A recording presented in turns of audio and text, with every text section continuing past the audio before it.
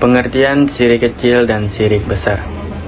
Syirik dalam Islam berarti persekutuan Allah, yaitu meyakini atau mempercayai bahwa ada selain Allah yang memiliki kekuatan, kekuasaan, atau hak yang sama, atau seolah setara dengan Allah, walaupun hanya dalam satu urusan saja. Syirik adalah dosa terbesar dalam Islam. Bahkan Allah memperingatkan berkali-kali dalam Al-Quran bahwa syirik adalah satu-satunya dosa yang tidak diampuni jika pelakunya tidak bertobat sebelum meninggal.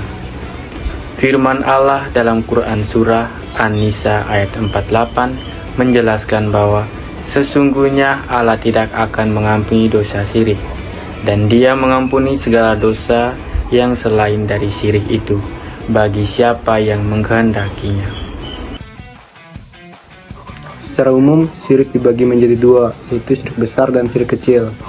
Syirik besar adalah mempersembahkan ibadah kepada selain Allah secara terang-terangan, seperti berdoa kepada penghuni kubur, menyembah berhala, atau meyakini bahwa ada makhluk yang dapat mengatur rezeki dan takdir manusia selain Allah. Contoh, meminta kepada dewa, roh, jin, atau makhluk gaib untuk kemudahan rezeki atau keselamatan. Pergi ke kuburan keramat, minta diberi jodoh atau dilimpahi kekayaan. Jika seseorang mati dalam keadaan syirik besar dan tidak sempat bertobat, maka ia kekal di neraka dan seluruh amalnya batal. Baik yang kedua, syirik kecil. Syirik kecil adalah bentuk tindakan, ucapan, ataupun keyakinan yang tidak sampai mengeluarkan pelakunya dari Islam, namun dapat mengurangi kesempurnaan tauhid dan bisa menyusup ke dalam hati tanpa terasa. Contoh utama syirik kecil adalah riya, melakukan ibadah agar dilihat atau dipuji orang, ujub, bangga dengan amal sendiri, atau bersumpah dengan selain nama Allah. Rasulullah SAW bersabda, sesungguhnya yang paling kau takutkan atas kalian adalah syirik kecil. Sahabat bertanya, apa itu syirik kecil? Itu wahai Rasulullah. Beliau menjawab, riya. Hadis riwayat Ahmad. Syirik kecil itu sangat halus, terkadang hanya berupa niat sembunyi atau kebiasaan sehari-hari yang kita lakukan tanpa sadar.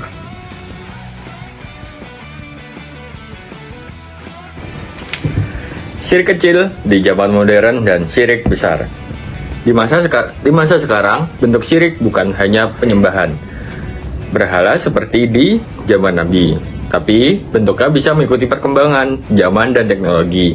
Berikut saya akan menjelaskan beberapa contoh. Yang pertama, percaya pada ramalan zodiak, shio, atau primbon. Mungkin kelihatan seperti sepele, tapi saat seseorang percaya bahwa rezekinya, jodoh, atau keselamatannya bisa dideteksi dan diatur berdasarkan ramalan, bintang, shio, atau primbon, berarti dia telah meyakini ada kekuatan selain Allah yang menentukan nasib. Contohnya, seperti setiap pagi membaca ramalan zodiak dan mempercayainya, atau merasa harus melakukan ritual tertentu supaya sial hilang berdasarkan petunjuk primbon. Yang kedua, menggantungkan nasib pada jimat atau benda tertentu.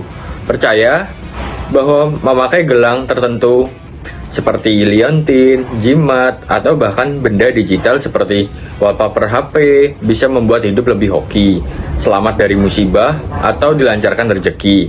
Padahal semua itu tanda seseorang telah menyakiti benda mati memiliki kekuatan gaib selain Allah. Contohnya di syirik modern, yaitu mempercayai aplikasi pengundang rezeki, nomor hoki, ritual, posting tertentu di media sosial untuk mengusir sial. Yang ketiga, pergi ke orang pintar, dukun, atau yang biasa dilakukan pesugihan. Banyak orang zaman sekarang masih ke orang pintar, dukun, atau yang memakai pesugihan, meminta dipasangin pegangan supaya usahanya lancar, atau nitip nama usahanya agar cepat ramai. Ada pula yang cari pesugihan demi kaya secara instan. Ini termasuk syirik. Jika sudah meyakini kesuksesan berasal dari kekuatan makhluk atau ritual, bukan dari Allah.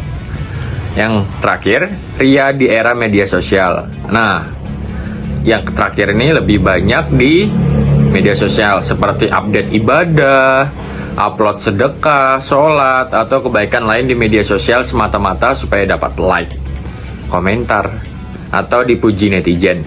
Sikap ini termasuk ria, bagian dari syirik kecil, jika niatnya bukan karena Allah. Cara menghindari syirik kecil dan syirik modern. Ada beberapa langkah yang sangat penting dilakukan agar terjaga dari syirik kecil. Yang pertama, perbaiki dan luruskan niat. Sebelum beribadah atau melakukan kebaikan, tanyakan untuk siapa ini dilakukan. Jangan sampai niat kita tidak murni atau sekedar cari pujian manusia. Senantiasa kita niatkan setiap ibadah atau kebaikan hanya mengharap ridho Allah. Selanjutnya, perkuat ilmu agama. Pelajari terus ilmu tauhid. Kenali mana yang benar menurut syariat dan mana yang termasuk syirik. Seringkali syirik kecil muncul karena ketidaktahuan. Ikuti pengajian, baca buku tauhid, dan tanya pada ulama jika ragu. Selanjutnya, bertawakal hanya kepada Allah. Serahkan hasil semua usaha, cita-cita, dan keinginan hanya kepada Allah. Jangan mencari jalan pintas lewat perantara syirik, apalagi percaya kepada kekuatan benda atau makhluk. Perbanyak doa dan zikir. Sebelum bekerja atau bepergian atau memulai aktivitas, biasakan berdoa memohon perlindungan dan kelancaran pada Allah. Dengan memperbanyak zikir, hati kita akan lebih kuat berpegangan pada tauhid. Di sini ada refleksi mengenai syirik kecil dan syirik besar. Syirik kecil sangat berbahaya karena bisa menyelinap dalam hati tanpa terasa, bahwa lewat ucapan dan aktivitas sehari-hari yang dianggap sepele. Di masa modern, bentuk syirik semakin kreatif karena kemajuan teknologi dan budaya populer. Zodiak, jimat digital, hingga pamer ibadah di media sosial adalah beberapa di antaranya.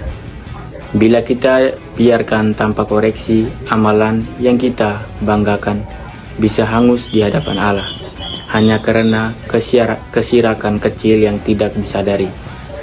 Oleh karena itu, sangat penting untuk selalu menjaga niat, membersihkan tauhid, rajin menambah ilmu agama, dan hati-hati terhadap budaya atau kebiasaan baru yang bisa menodai kemurnian akidah kita.